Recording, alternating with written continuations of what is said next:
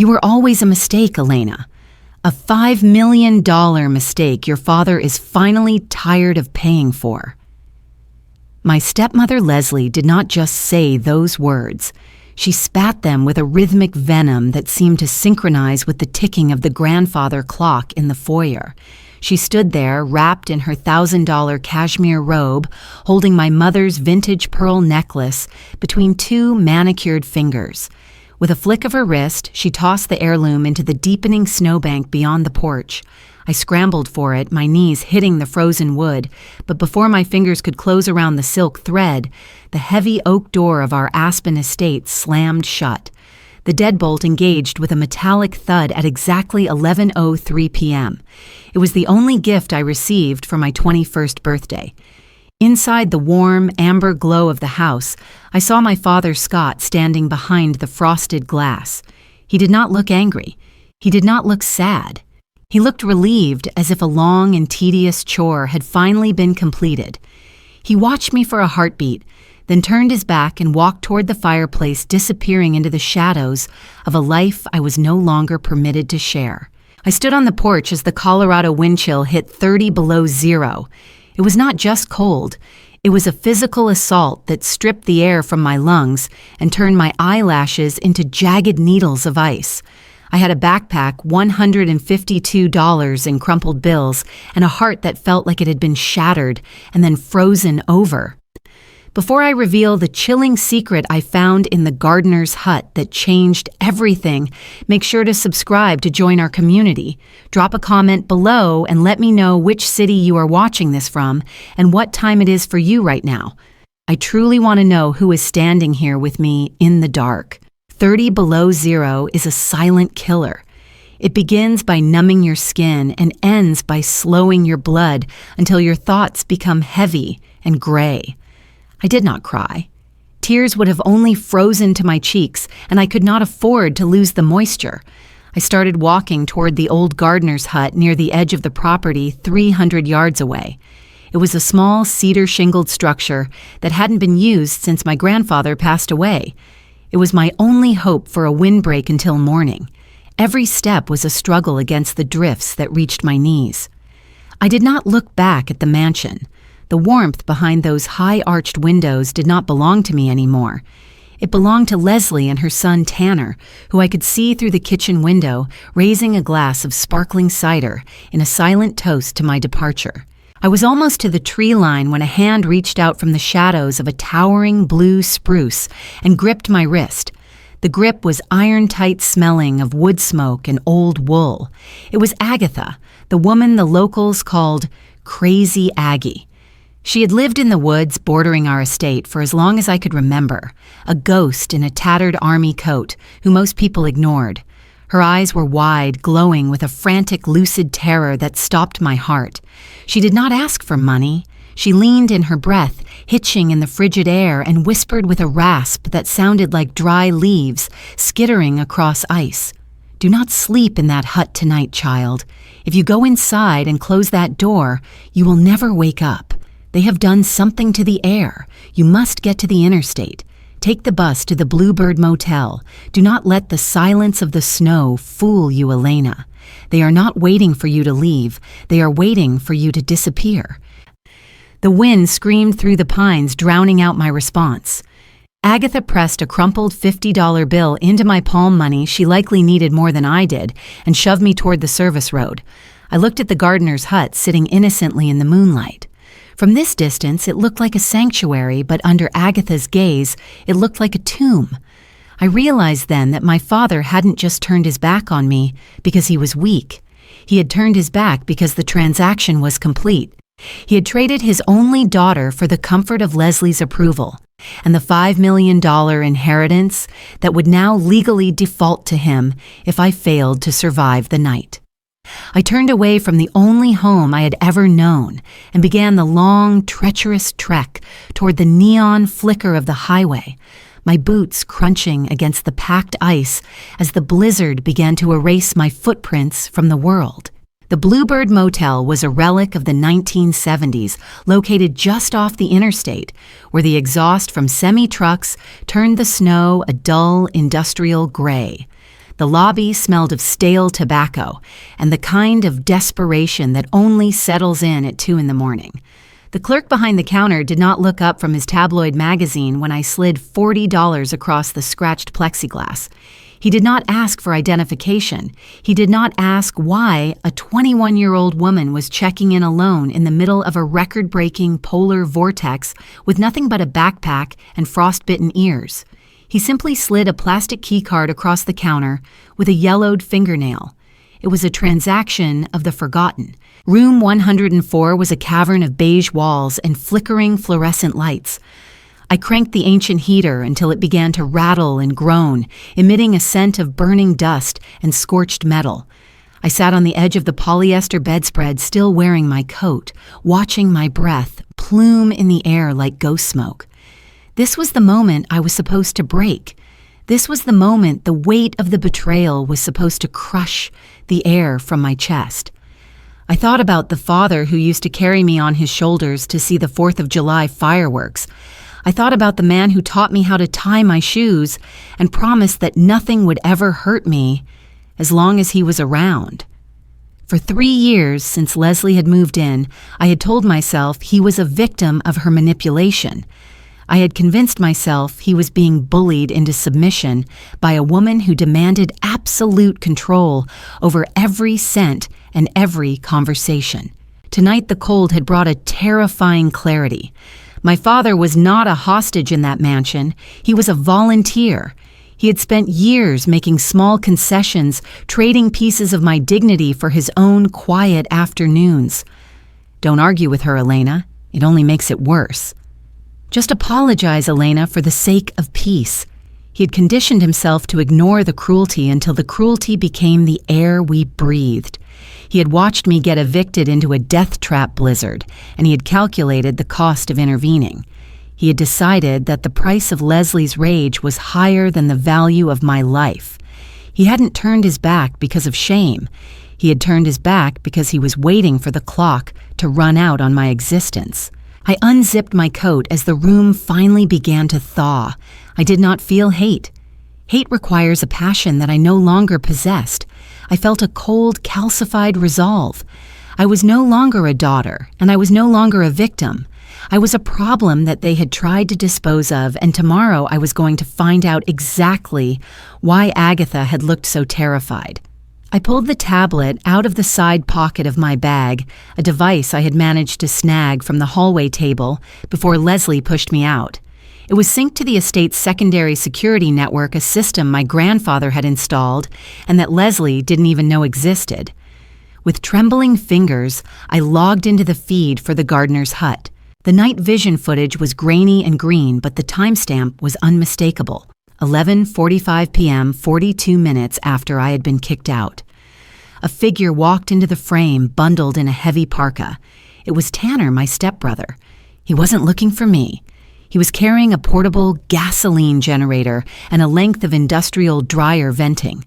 I watched my stomach turning to lead as he positioned the generator near the back of the hut and began duct taping the venting to the structure's only air intake. He worked methodically, his movements calm and practiced. When he was finished, he reached into the shed through a broken window pane and engaged the heavy sliding bolt from the outside, a bolt that shouldn't have been there. He stepped back, pulled out his phone, and typed a quick message. The glow of the screen illuminated his face for a split second. He was smiling. He wasn't just making sure I was cold. He was ensuring that if I tried to stay warm, the carbon monoxide would put me to sleep forever. I stared at the screen until the pixels blurred into a dark, meaningless smear. If I had ignored Agatha, if I had sought the easy comfort of that shed, I would be a corpse by sunrise. The realization hit me like a physical blow. This wasn't just a family dispute over a trust fund. This was a coordinated attempt at murder disguised as a tragic accident. I looked at the crumpled $50 bill Agatha had given me, still sitting on the nightstand. She had saved my life for no reason other than the fact that she still remembered what it was like to be human. I reached out and took the tablet, my fear replaced by a sharp, crystalline rage that felt more powerful than any blizzard. I wasn't going to the police yet. I needed to see Agatha again. I needed to know how deep this rabbit hole went before I brought the entire mountain down on their heads. The sun had not yet crested the peaks when I met Agatha at a 24-hour diner 3 miles down the road. The windows were opaque with frost, and the smell of burnt coffee and maple syrup filled the air. Agatha was sitting in the back booth nursing a mug of tea with both hands. She didn't look like a woman who had lost her mind. She looked like a soldier who had been waiting for the reinforcements to arrive. She didn't say a word as I sat down and slid the tablet across the table. The video of Tanner still paused on his smiling face. She looked at it for a long time, then looked at me. Her clear blue eyes filled with a weary sort of triumph. "I used to be your grandfather's legal secretary, Elena," she said, her voice stronger than it had been in the wind. 30 years I spent watching how people hide their sins in the fine print. When your mother died, I tried to warn your father about the woman he was bringing into that house. Leslie didn't like that. She made sure I lost my job, my reputation, and eventually my home. But she forgot one thing about people like me. When you have nothing left, you have plenty of time to watch. I've been watching that house for 3 years, waiting for you to turn 21. I knew they couldn't let you sign those papers. She reached into the pocket of her oversized coat and pulled out a manila envelope stained with coffee but sealed tight. "This is why they need you gone," she whispered. "It's not just the $5 million in the primary trust. It's what your grandfather discovered about the way Leslie was draining the estate's offshore holdings before he passed. He didn't have time to change the executors, but he left a failsafe, a clause that only triggers if the beneficiary is harmed or incapacitated by the guardians. They think they're killing you for the money, but if they succeed, they've already signed their own confessions. They're desperate, Elena. And a desperate animal is the most dangerous kind." I felt the weight of the envelope in my hand. It felt like a weapon. I looked out the window at the rising sun, the light reflecting off the snow with a blinding, diamond-hard intensity. The world was thawing, but the ice in my heart was only getting thicker. I looked back at Agatha, the woman who had been discarded by my family like a piece of trash, yet held the keys to their destruction. "We aren't just going to the bank," I said, my voice sounding foreign to my own ears, colder, sharper, more like the woman I was becoming. "We are going to let them think they won. We are going to let them walk right into the trap my grandfather set for them." Agatha smiled, a thin, wolfish expression that didn't reach her eyes. "Good," she said. "I've been waiting a long time to see that house burn down from the inside." We spent the next 3 hours in that diner booth, mapping out the architecture of a counterstrike.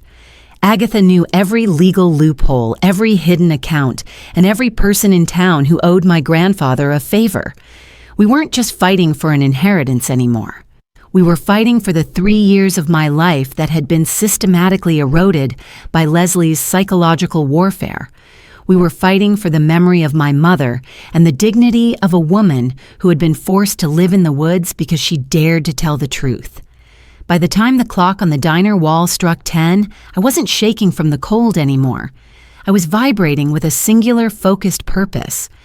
I stood up, zipped my coat, and looked at my reflection in the darkened window. The girl who had been pushed out of the door 11 hours ago was gone. In her place stood someone who understood that in the world of high-stakes betrayal, the only thing more dangerous than a blizzard is the person who survived it. The neon sign of the diner flickered, casting a rhythmic blue shadow over the manila envelope Agatha had placed on the cracked Formica tabletop. I reached out my fingers, trembling slightly, as I felt the thickness of the documents inside. This was not just paper. It was a dossier of decades of deceit. I opened my phone to check the time, but as soon as the screen illuminated, a notification from a local community group popped up, hitting me like a bucket of ice water. It was a post from Leslie. She had used a doorbell camera photo of me from 2 weeks ago, a morning when I had been sick with a fever, looking pale and disheveled in my pajamas. The caption read, "Please help us find our daughter, Elena." She has suffered a severe psychotic break due to a secret struggle with substance abuse. She is currently off her medication and may be a danger to herself or others. If you see her, do not approach. Call the authorities immediately. We just want our little girl home and safe." The comments underneath were already pouring in. Neighbors I had known since I was 5 years old were offering prayers and recounting how they always thought I seemed a bit off lately. Leslie was not just trying to kill me, she was murdering my reputation so that when I finally showed my face, no one would believe a word I said. She was painting me as a manic addict to ensure that any claim I made about the gardener's hut would be dismissed as a hallucination. "It is called an extinction burst," Agatha said, her voice cutting through my rising panic. She didn't even need to look at my phone to know what was happening. In psychology, it is what happens when a manipulator realizes their control is finally slipping. They do not just go away quietly, they scream louder, they escalate, they burn everything down on their way out. Leslie knows that the clock is ticking. You turn 21, the trust unlocks, and her luxury lifestyle evaporates. She is a cornered animal now, Elena, and cornered animals are the most dangerous. I tried to log into my mobile banking app to see if I could transfer my small savings, but the screen flashed a bright red error message, "Access denied, account frozen." She had contacted the bank, likely using the same lie about my mental health to have my personal accounts locked for my own protection. I had exactly $112 in cash and the $50 Agatha had given me. I was being systematically erased from the world. Agatha leaned forward, her eyes narrowing. "She wants you to go to the police right now, Elena. Think about it. If you walk into that precinct looking exhausted and frantic, telling them your family tried to gas you in a shed, what will they do? They will see Leslie's alert. They will see a girl who looks like she is having a breakdown. They will put you on a 72-hour psychiatric hold for observation. And by the time you get out, the deadline for the trust will have passed and your father will have signed everything over to her." The logic was cold and undeniable. Leslie wasn't just hiding. She was using the system as a cage. I looked at the video on the tablet again. Tanner's smug face as he blocked the ventilation. My own brother. I felt a sob catch in my throat, but I pushed it down, replaced by a sensation so cold it felt like liquid nitrogen in my veins. "We are not going to the police yet," I said, my voice sounding steadier than I felt. "We are going to the bank." Agatha nodded, a slow predatory smile spreading across her weathered face. "But you cannot go like this," she said, gesturing to my salt-stained boots and the oversized hoodie that smelled of wood smoke.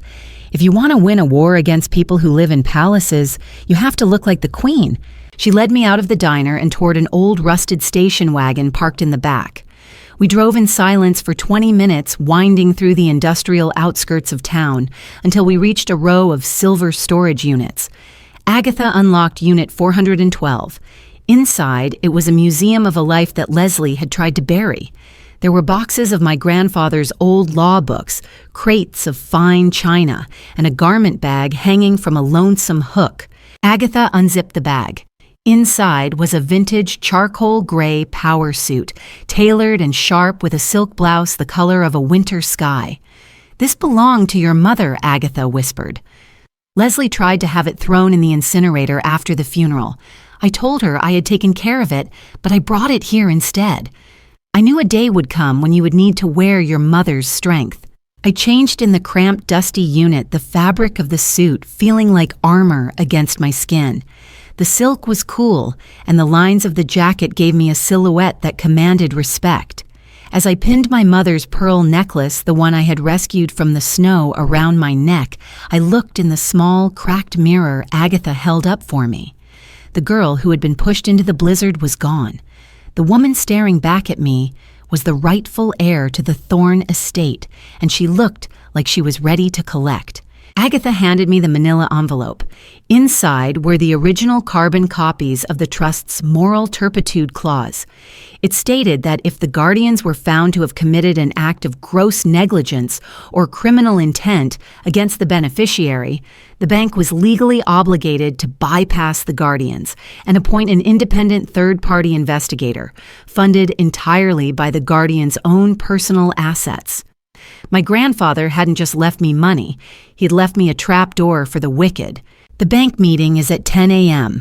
Sharp, I said, checking my mother's gold watch, which Agatha had also kept safe.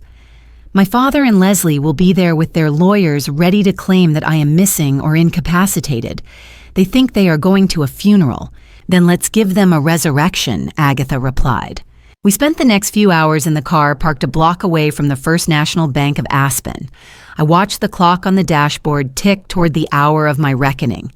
I saw my father's black SUV pull into the reserve parking lot at 9:45. He climbed out, looking older, his shoulders hunched, as if he were carrying a weight he couldn't quite manage. Then Leslie stepped out from the passenger side. She was dressed in head-to-toe black, a silk veil tucked into her hair, playing the role of the grieving stepmother to perfection. She took my father's arm, her movements calculated and graceful as they walked toward the glass doors of the bank. My heart hammered against my ribs, a wild bird seeking exit.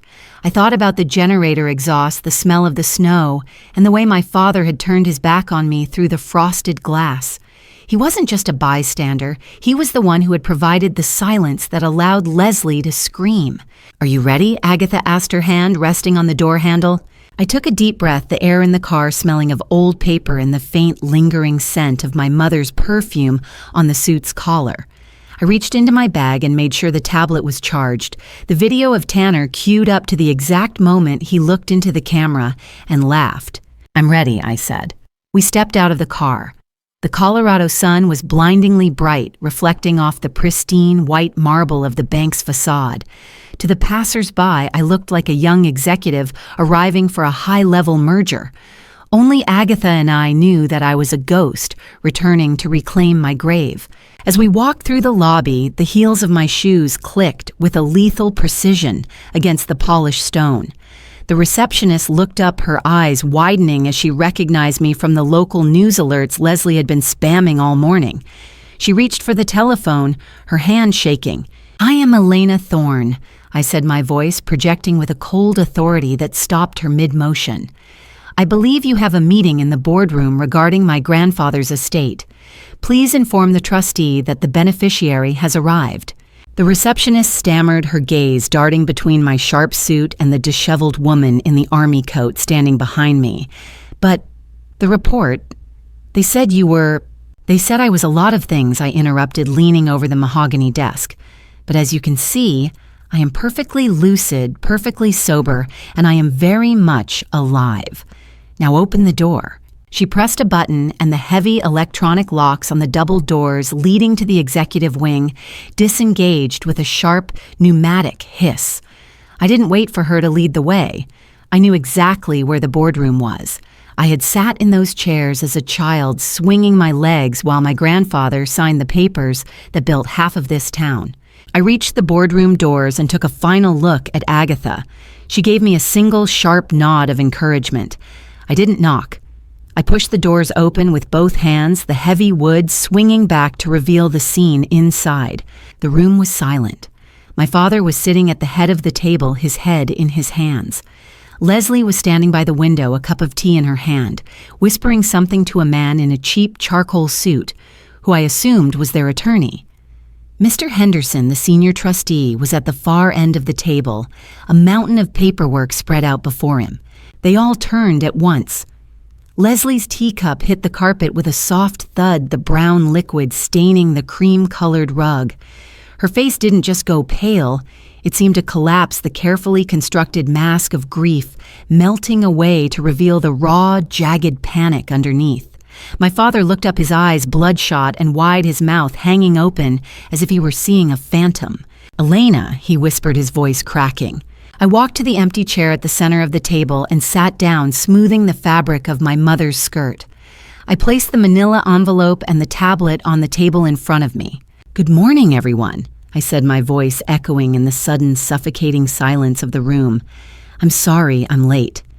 The weather was a bit treacherous last night. I'm sure Tanner could tell you all about it."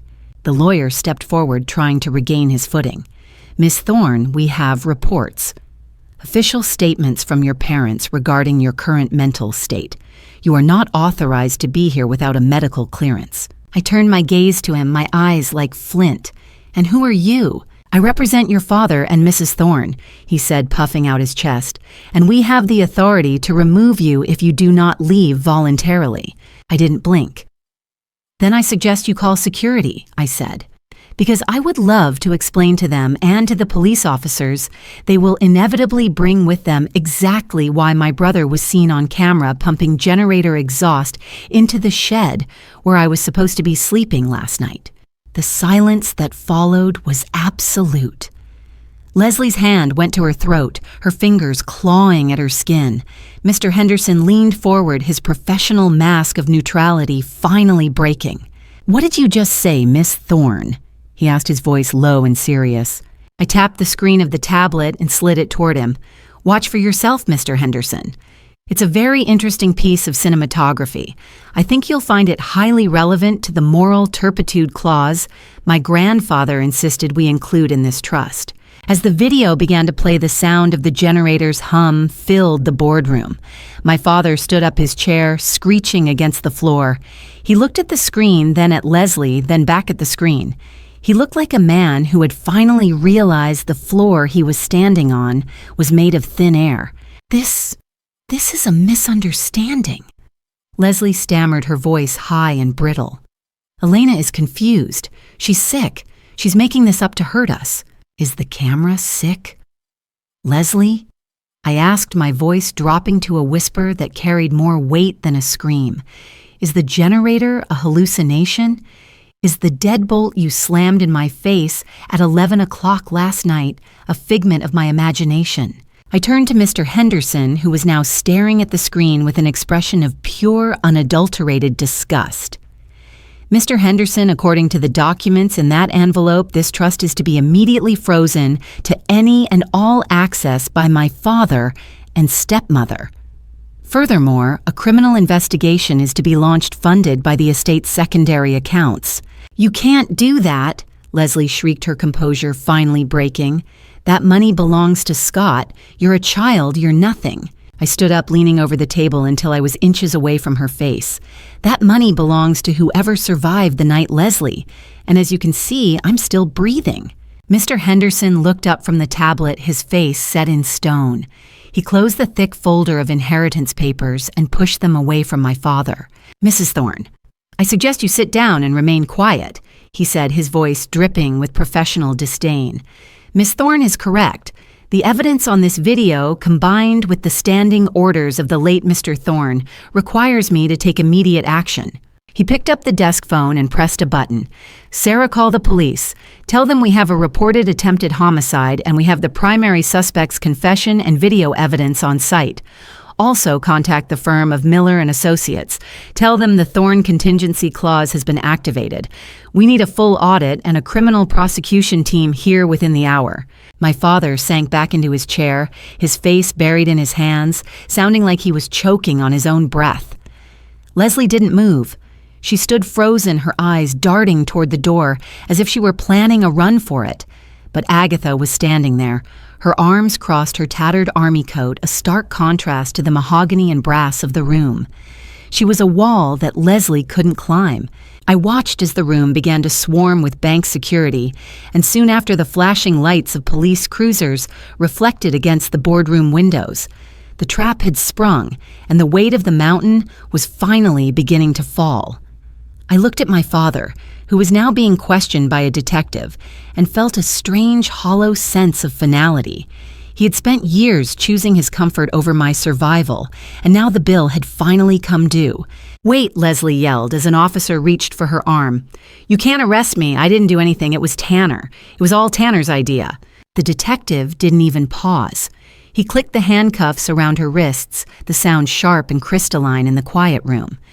"You can tell that to the magistrate, ma'am," he said. I stood by the window watching them lead her out of the room. My father followed behind, not in handcuffs, but looking like a man who had already been sentenced to a lifetime of ghosts. He stopped at the door and looked back at me, his eyes pleading for a word, a gesture, a shred of the daughter he had thrown away. I didn't give him one.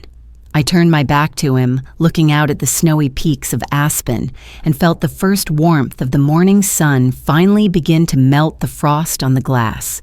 The heavy silence that followed the click of the handcuffs was the most beautiful sound I had ever heard. As the police led Leslie out of the boardroom, her heels scuffing against the plush carpet, she didn't look like the refined socialite who had dominated my life for the last 3 years. She looked like a cornered animal, her eyes darting toward the security cameras as if she could find a way to manipulate the very footage that was currently destroying her. My father stood by the door, his face ashen, his hands trembling as he watched his world crumble in real time. He looked at me, his lips parting as if to say my name, but Detective Miller stepped between us, a solid wall of blue and authority. I turned my back on them and sat down in the high-backed leather chair at the head of the table, the seat my grandfather used to occupy. Mr. Henderson, the senior trustee, cleared his throat and adjusted his spectacles. He looked at the tablet, then at the manila envelope Agatha had provided, and finally at me.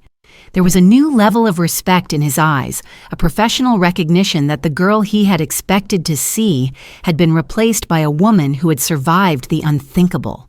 "Miss Thorne," he said, his voice echoing in the now empty boardroom, "the evidence provided is more than sufficient to trigger the emergency protocols. Under the terms of the Thorne Family Trust, any act of criminal endangerment by the appointed guardians against the beneficiary results in an immediate and irrevocable suspension of their fiduciary powers." I reached for the heavy fountain pen sitting on the desk. It felt cool and substantial in my hand. "I am ready to sign," I said. "I want every account associated with my father and Leslie frozen by noon. Every credit card, every line of equity, and every subsidiary fund." Mr. Henderson nodded, sliding a thick stack of documents toward me. "This will not only freeze their access, Elena. Because you are 21 as of today, your signature will officially dissolve the guardianship and transfer the entirety of the $5 million primary estate, along with the real estate holdings in Aspen and Denver, directly into your name. They will have nothing. No house, no cars, and no way to pay for the high-priced defense attorneys they are going to need." I began to sign, Elena Thorne. The ink flowed smoothly, page after page, each signature feeling like a brick being removed from my chest. With every stroke of the pen, I was reclaiming a piece of the life they had tried to steal. I thought about the cold wind on the porch, the smell of the generator exhaust, and the way my father had turned his back on me. I thought about Agatha, who was sitting quietly in the corner of the room, her presence a constant reminder that the truth has a way of surfacing no matter how deep you try to bury it in the snow. Halfway through the stack, the boardroom door opened and a man in a sharp navy suit walked in.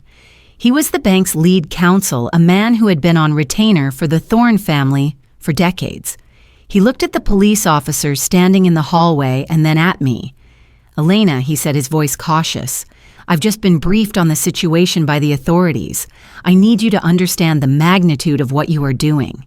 If you proceed with the negligence liability clause, you are not just taking the money. You are initiating a civil seizure of all assets currently held in your father's name to compensate the trust for the damage his inaction has caused." I didn't stop signing. I looked up at him, my gaze steady. "My father watched as his son tried to kill me," I said, my voice echoing with a cold, clear authority. "He watched as his wife threw me out into a 30 below zero blizzard. He didn't just fail as a father, he failed as a human being. If the law allows me to hold him accountable for that failure, then that is exactly what I intend to do." Mr. Henderson leaned forward, pulling a separate sealed envelope from a secured drawer in the center of the table. "There is one more thing, Elena. Something your grandfather added just 7 days before he passed away. He called it the secondary contingency for moral turpitude. He suspected that your father's character was being eroded by Leslie's influence, and he wanted to ensure that if the worst should happen, you would have the resources to fight back." He broke the wax seal and slid a single sheet of paper across the mahogany surface. It was a retainer agreement and a standing order for a private criminal prosecution firm based out of Washington.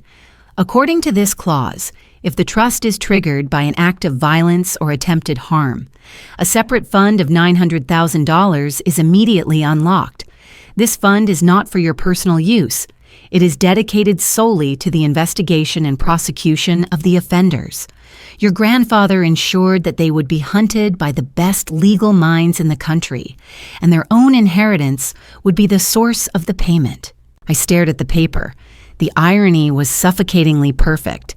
Leslie and Tanner had tried to kill me to secure the money, and now that very money was going to be the engine of their destruction. They had played a game of greed, but my grandfather had been playing a game of chess, and he had moved his queen into position long before he ever left this world. I signed this too, I said, my voice barely a whisper but filled with a terrifying resolve. As I finished the last document, Mr. Henderson picked up the office phone and dialed a series of numbers. This is Henderson at First National. Execute the freeze on all Thorne subsidiary accounts effective immediately. Notify the property management teams for the Aspen and Denver estates.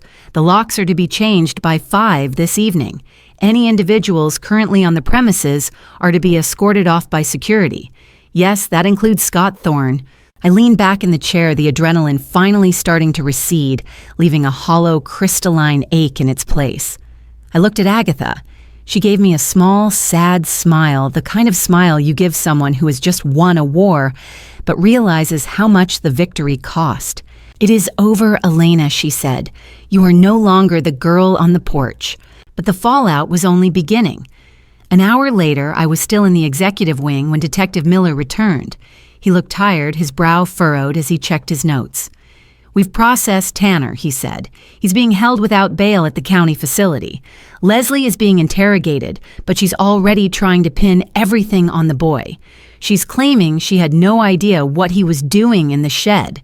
"And my father?" I asked. The detective sighed. "He's in the lobby. He refused to leave until he spoke with you. He's not under arrest, not yet. We're still reviewing the doorbell footage to see if we can prove he knew about the generator.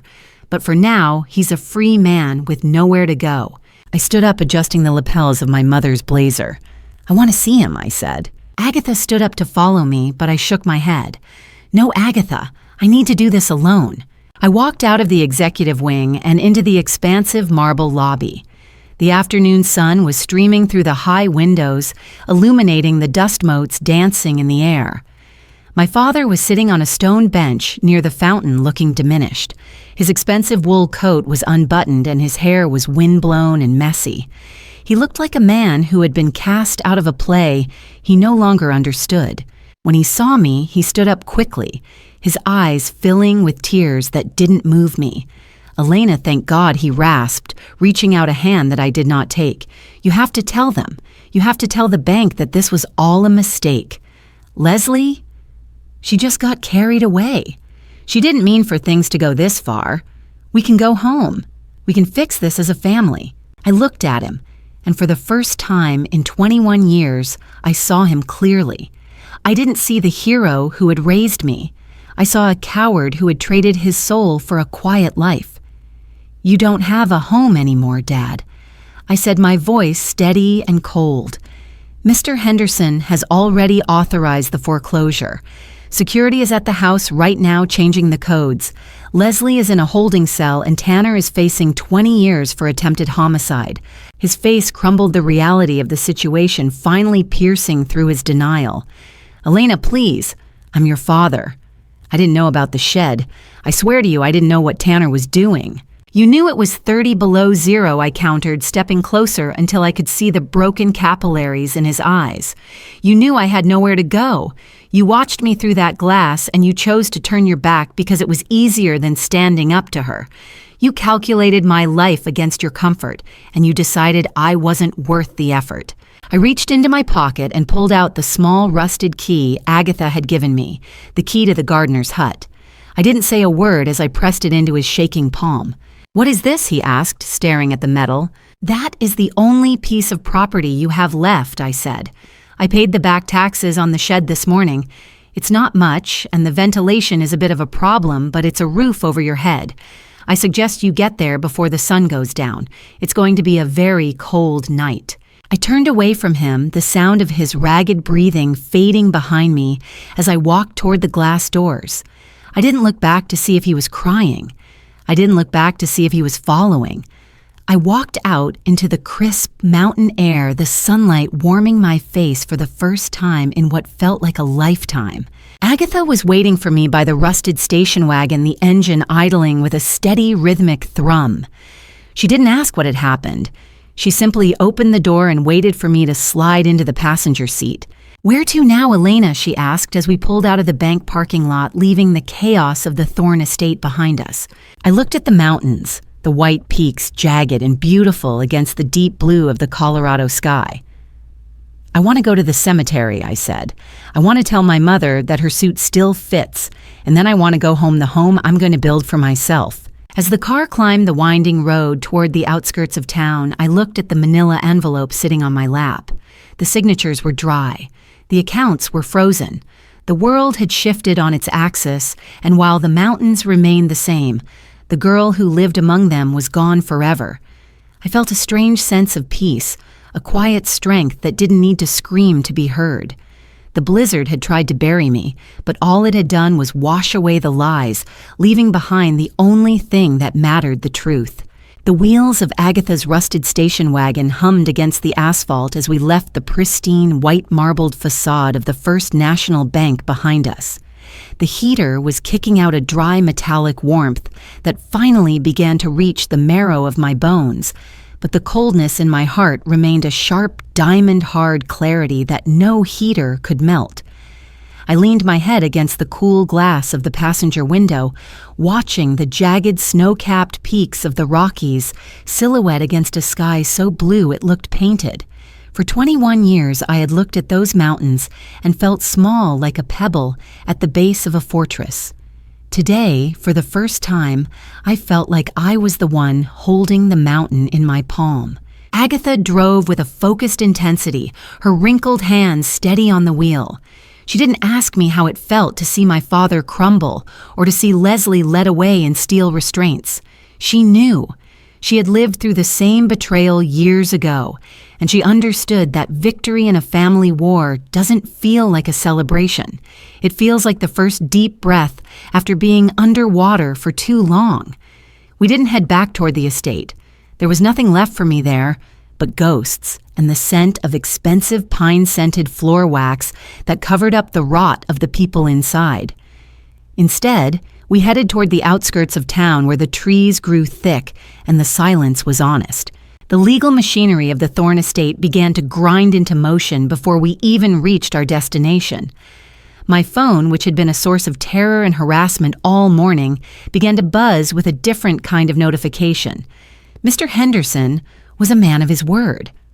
I watched as emails flooded in from various financial institutions. Every joint account that Leslie had used to fund her designer wardrobe and every credit line my father used to maintain his illusion of status was being systematically severed. The primary trust was now a locked vault, and I was the only person with the combination. The secondary fund, the $900,000 my grandfather had set aside for this exact moment of treachery, was already being tapped by the Washington legal firm. They were elite, cold, and efficient, and they were already filing the paperwork to ensure that Tanner and Leslie wouldn't see the light of day as free citizens for a long, long time. We pulled into the parking lot of a small, quiet florist shop. I walked inside and bought a single bouquet of white lilies, my mother's favorite. The shopkeeper didn't recognize me, and for that, I was grateful.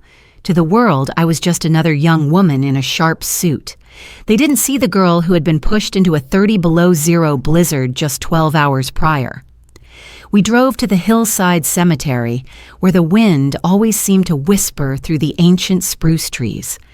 I found the headstone, a simple piece of gray granite that marked the place where my mother had been resting since I was 5 years old. I knelt in the snow, the charcoal gray wool of her suit fabric dampening against my knees, and I laid the flowers down. I told her that I had kept her pearls safe. I told her that the man she had loved was gone, but that I was still here, and I was finally standing on my own.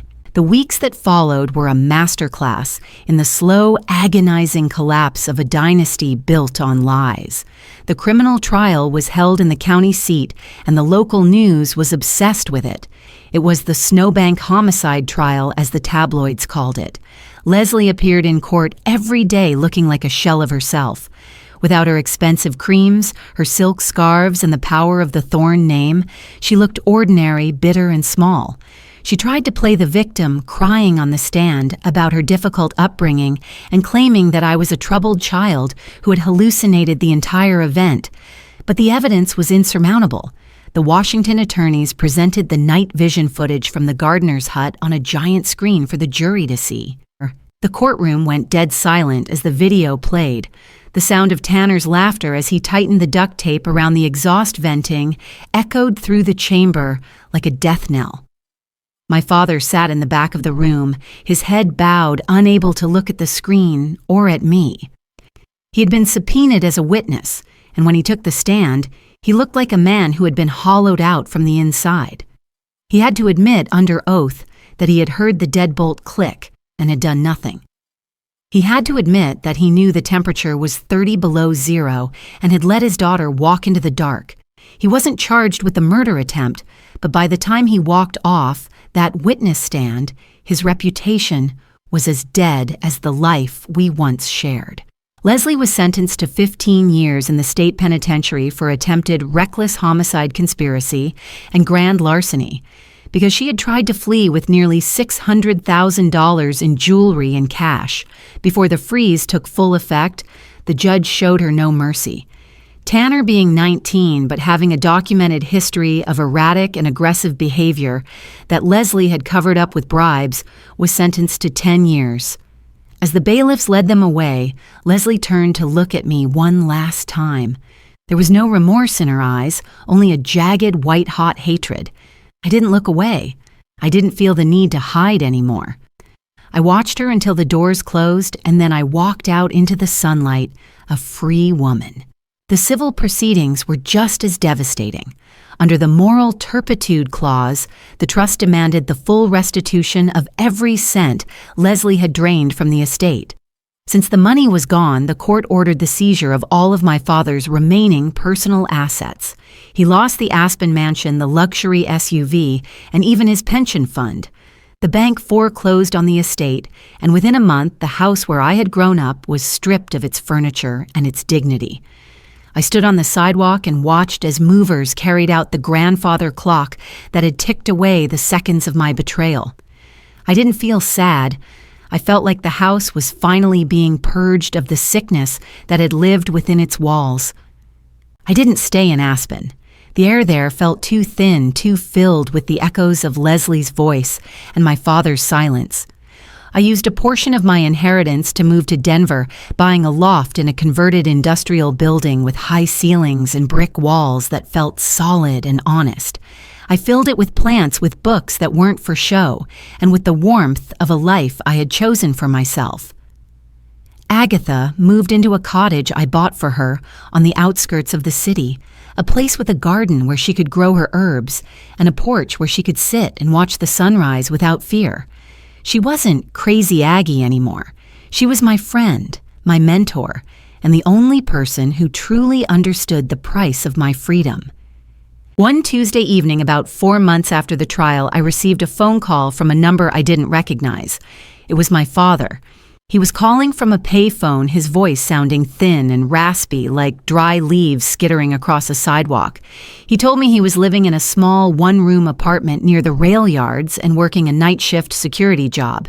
He told me he was hungry. He told me he was cold. He asked if I could find it in my heart to forgive him, to give him just a small allowance from the millions I now controlled, so that he could live out his years with some dignity. I sat on my sofa looking at the city lights of Denver, and I thought about that rusted key I had given him in the bank lobby. I thought about the 30 below zero wind that had stripped the air from my lungs while he watched through the frosted glass. I thought about how he had calculated the cost of my life and found it was worth less than his own comfort. I didn't feel anger. I just felt a profound, quiet indifference. "Dad," I said, my voice calm and steady. "For 21 years, I was the one who made excuses for you. I was the one who kept the peace while you stood by and watched me be erased. You chose your side that night on the porch. You decided that your comfort was more important than my survival. Now you are simply living with the consequences of that choice. The trust is closed to you. My life is closed to you. I hope you find the warmth you were looking for. I hung up the phone and blocked the number. I didn't wait for him to respond, and I didn't cry. I walked to the window and looked at the reflection of my mother's pearl necklace in the glass. I was the owner of a fortune, yes, but more importantly, I was the owner of my own soul. The blizzard had tried to bury me, but it had only succeeded in washing me clean. I was Elena Thorne, and for the first time in my life, I was finally truly warm. The lesson we take from the cold is often the hardest one to learn, that the people who share your blood are not always the people who will keep you warm. We are taught from a very young age that family is a bond that can never be broken, an unconditional safety net that will catch us no matter how far we fall. But the truth is far more complex and far more demanding. Family is not a biological accident. It is a series of choices made every single day. When a parent chooses their own convenience over their child's safety, they have not just made a mistake, they have broken a sacred contract. They have revealed that their love was never a sanctuary, but a transaction. We often spend years of our lives making excuses for the people who hurt us. We tell ourselves they are stressed that they are being manipulated, or that they simply don't know any better. We trade our own dignity and our own peace of mind just to keep the embers of a dying relationship alive. But as I learned on that 30 below zero night, there is a limit to how much of yourself you can set on fire just to keep someone else warm. Forgiveness is a beautiful virtue, but it is not a suicide pact. To forgive someone who has shown you they are willing to watch you suffer is not an act of grace, it is an act of self-destruction. True strength is not found in enduring the unendurable.